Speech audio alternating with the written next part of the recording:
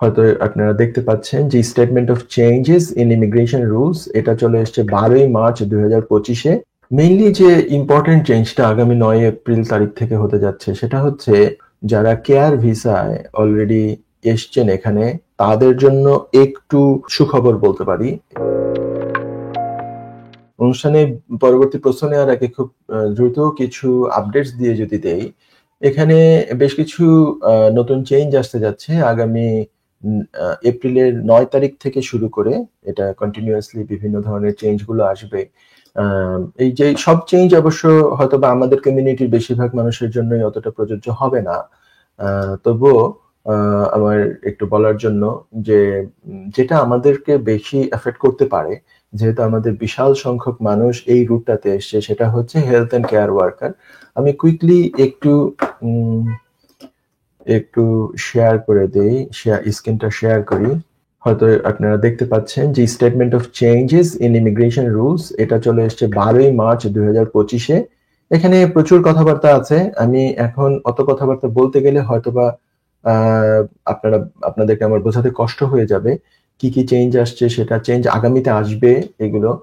তো এর মধ্যে আমি আরো কিছু দেখি, আমার পরবর্তীটা কি এখন আসছে? স্টেটমেন্ট অফ চেঞ্জ, এটা আমি এখন স্টপ করে দিয়ে আমি আরেকটা শেয়ারে যদি চলে যাই। মেইনলি যে ইম্পর্টেন্ট চেঞ্জটা আগামী 9 এপ্রিল তারিখ থেকে হতে যাচ্ছে সেটা হচ্ছে যে আমাদের জন্য যেটা বেশি প্রযোজ্য, যারা কেয়ার ভিসায় অলরেডি এসছেন এখানে তাদের জন্য একটু সুখবর বলতে পারি। যারা কেয়ার ভিসায় এসে কাজ পাচ্ছেন না, কোম্পানি লাইসেন্স চলে গিয়েছে, কোম্পানি মানে লেফট রাইট করাচ্ছে, বলতেছে এই ট্রেনিং এই তোমাকে দিব, এই আমাদের নতুন কাজ আসবে, কন্ট্রাক্ট আসবে, দিচ্ছি, এরকম করছে। হ্যাঁ, তাদের জন্য একটা দিক যেটা হোম অফিস তাদের ব্যাপারটা চিন্তা করে যেটা করতে যাচ্ছে, যে এটা ওভারসিজ থেকে যারা আগামীতে আসবে 9 এপ্রিল থেকে, ওভারসিজ অ্যাপ্লিকেন্ট যারা, তারপরে তাদের জন্য যেটা যে কেয়ার প্রোভাইডার্স যারা এখানে, কেয়ার কোম্পানিগুলো লাইক কেয়ার এজেন্সি হতে পারে বা কেয়ার হোম হতে পারে, তারা ওভারসিজ থেকে, ইন কান্ট্রির জন্য না কিন্তু, এই দেশে যারা অলরেডি আছে তারা যদি কেউ ঢুকতে চায় কোম্পানিতে, সে আগে কেয়ার ভিসা ছিল না ছিল এগুলো দেখা মানে এগুলো খুব একটা ইম্পর্টেন্ট না।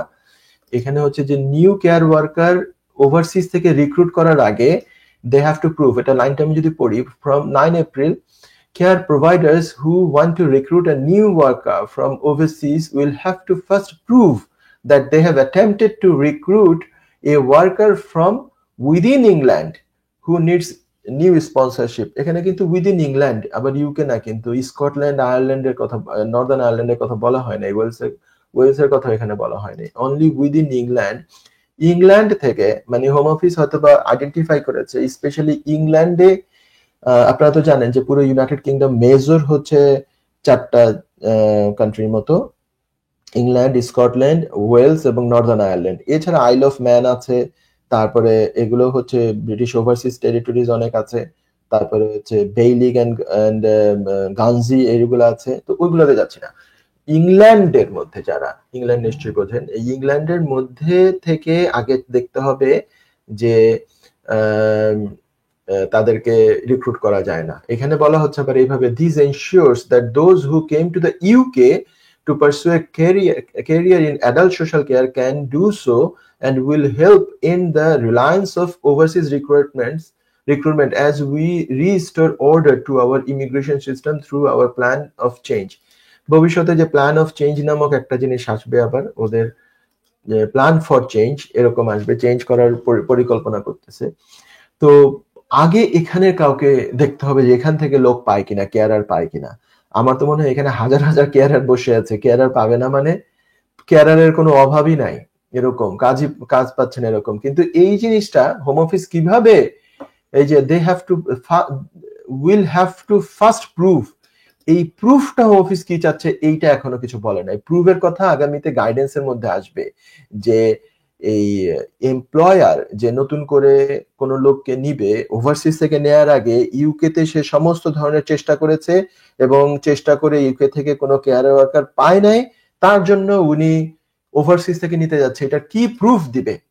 সেই প্রুফটার ব্যাপারে এখনো সরাসরি বলে নাই, কিন্তু একটা প্রুফ দিতে হবে।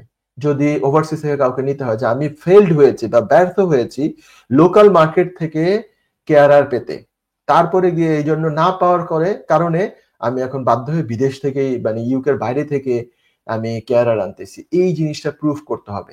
ঠিক আছে? তো এই জিনিসটা প্রুফটা তো একটু ডিফিকাল্ট হবে আমার মতে, কারণ হচ্ছে যে এখানে তো প্রচুর মানুষ এখন কেয়ারার যারা আগে এসছেন গত 2-3 বছরে, 3-4 বছরে, তারা কাজ পাচ্ছেন না, অনেক কষ্ট করে দিনানিপাত করতেছেন। তো ওনারা তো অনেকে আছে ট্রেনিং করেছেন, ওনারা এখানে কিছুদিন হয়তো কাজ করেছেন, কোম্পানি লাইসেন্স চলে গিয়েছে, এমনও আছে। তো তারা তো কাজ খুঁজতেছেন, তো তারা তাদের তো প্রায়োরিটি আসবে আর কি।